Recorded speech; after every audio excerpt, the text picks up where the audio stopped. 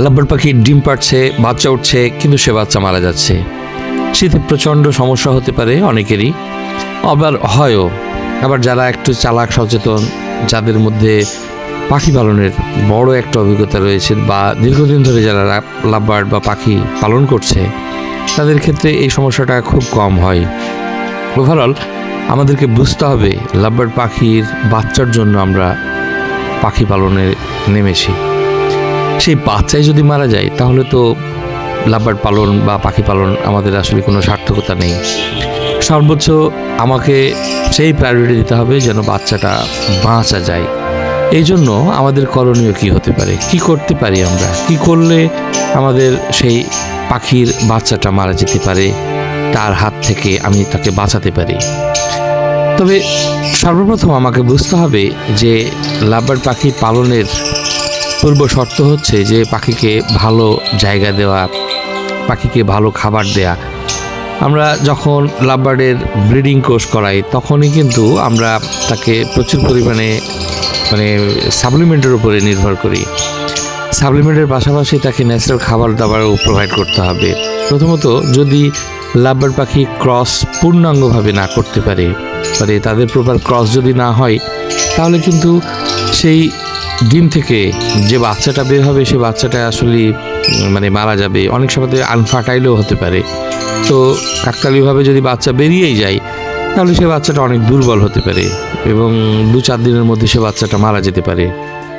আবার যদি তাদের খাবার দাবারের মধ্যে সেই স্ট্রংনেস না থাকে, যেমন আপনি যদি সফট ফুড প্রোভাইড না করতে পারেন বা না করেন কোনো দিন, তাহলে কিন্তু তাদের মধ্যে যে বীর্যের যে ঘনত্ব সেটা কিন্তু প্রপারভাবে আসবে না, বা ডিম্বাণুর যে ঘনত্ব সেটা কিন্তু প্রপারভাবে আসবে না। এবং সেক্ষেত্রেও পাখি কিন্তু তার ডিম থেকে বাচ্চা ফোটাতেও পারে, না ফোটাতেও পারে, আবার ফুটলেও সে বাচ্চাটা মারা যেতে পারে বা আনফার্টাইলও ডিম হতে পারে। এটা হলো সমস্যা। তাহলে আমরা আসলে করতে পারি কি?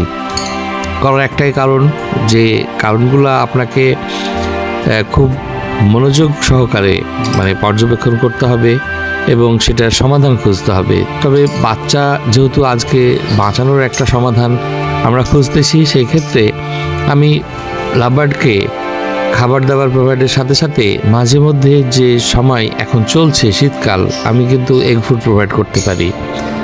4 দিন বা 3 দিন পর পর আমি আমার লাভবার্ডকে এগ ফুড প্রোভাইড করতে পারি। সেই ক্ষেত্রে সকাল সকাল পানি আমি টেনে ফেলবো, আবার সন্ধ্যাবেলায় বা রাত্রি 9টা-10টার পরে আমি পাখির ক্রেজ থেকে পানি টেনে ফেলবো।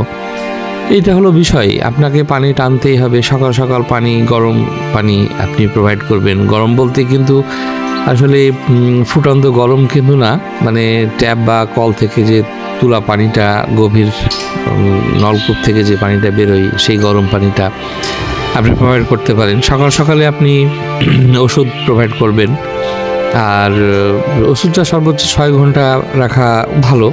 অনেকেই আমরা করি কি পুরো 1 দিন রাখি, সেটা তো কোনো সমস্যা নেই শীতকাল যেহেতু। আর বাচ্চা ওঠার পরে পরে আমরা কোনো ধরনের তাকে মেডিসিন প্রোভাইড করব না। এটাও একটা কারণ হতে পারে।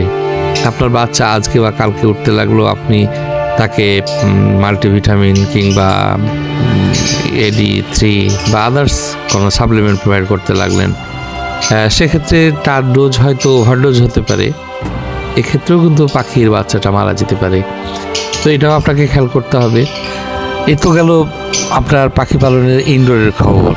যারা ঘরের মধ্যে পাখি পালন করবেন তাদের ক্ষেত্রে এই বিষয়টা পরিলক্ষিত। কিন্তু অনেক বন্ধু আছেন যারা বারান্দাতে পাখি পালন করেন, কিংবা ছাদে, কিংবা টিন সেট ঘরে, যাদের ঘরে প্রচণ্ড কিন্তু শীতকালে কিন্তু পাখি বাচ্চা টেম্পারেচারের কারণে মারা যেতে পারে। যদি পাখি বাচ্চা ওঠার পরে পাখির বাপ মা যদি তাকে বুকের মধ্যে আগলে না রাখে, যে গরমের যে অনুভূতি সেটা যদি তাদের মা বাবার কাছ থেকে না পায়, তাহলে কিন্তু পাখির বাচ্চা মারা যাওয়ার সম্ভাবনা ব্যাপক থাকে। এই ক্ষেত্রে আপনি সর্বোচ্চ আপনার পাখির ঘরকে বড় কাপড় কিংবা প্লাস্টিকের সিড এগুলো দিয়ে ঘিরতে পারেন। আপনি যদি ছাদে বা বারান্দায় পাখি পালন করেন তাহলে সন্ধ্যার অনেক আগেই কিন্তু আপনাকে তার খাঁচা এবং তার আশেপাশের জায়গাকে আপনাকে একেবারে প্যাকেটিং করতে হবে, যেন কোনোভাবেই শীত বা বাতাস যেন না প্রবেশ করতে পারে। শীত তো যা আছে, বাতাসটা হচ্ছে সবচাইতে বড় ডেঞ্জারাস। যে বাতাসটা যদি সরাসরি পাখিকেও লাগে বা পাখির বাচ্চাকেও লাগে, তো উভয় মারা যাওয়ার সম্ভাবনা থাকে। পাখিকে যদি লাগে তাহলে তাকে মশান লেগে যাওয়া এটাকে বলা হয়। তো সেক্ষেত্রে পাখি মারা যাওয়ার সম্ভাবনা থাকবে। আর বাচ্চা তো মরবেই, কিন্তু আপনাকে বাঁচাতেই হবে যে কোনো মূল্যে। এক্ষেত্রে আপনি সর্বোচ্চ আপনার পাখির ঘরে আপনি আলো মানে লাইট জেলে রাখতে পারেন। কুয়াশা ক্ষেত্রেও আপনি লাইট জেলে রাখলেন, আবার প্রচণ্ড শীত আছে বা বাতাস বইছে, আপনি সেটাকে বাতাস রোধ করে আপনি লাইট জেলে দিলেন দিন রাত। এক্ষেত্রেও কিন্তু আপনার পাখির বাচ্চাটা মারা যাবে। মুদ্রা কথা হলো যে আপনার পাখির বাচ্চা বাঁচানোর জন্য শীতের কবল থেকে সেখানে আপনাকে গরম একটা ব্যবস্থা রাখতে হবে, সেটা যে কোনোভাবে। আর এই শীতে পাখি বাঁচানোর অন্যতম আর একটা ব্যাপার হচ্ছে যে আপনার ম্যাটেরিয়াল যদি ভালো না হয় তাহলে কিন্তু পাখির বাচ্চা ওঠার পরে মারা যেতে পারে। তো সেই ম্যাটেরিয়ালসকেও আপনি অবশ্যই ভালো ম্যাটেরিয়ালস দিবেন।